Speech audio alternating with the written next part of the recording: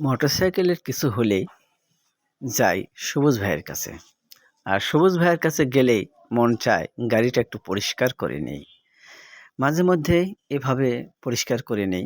তো দেখেন কত কষ্ট করে সবুজ ভাই এবং তার কর্মচারী ব্রাশ দিয়ে, ফোম দিয়ে একটু একটু করে কুচলিয়ে পরিষ্কার করছে।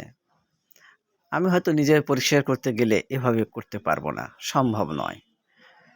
চাকাতে যেভাবে ওই ছেলেটি কাজ করছে দেখেন, নিখুঁতভাবে, মনে হয় নিজের কাজ সে করছে। এটি খুবই পরিশ্রমের কাজ।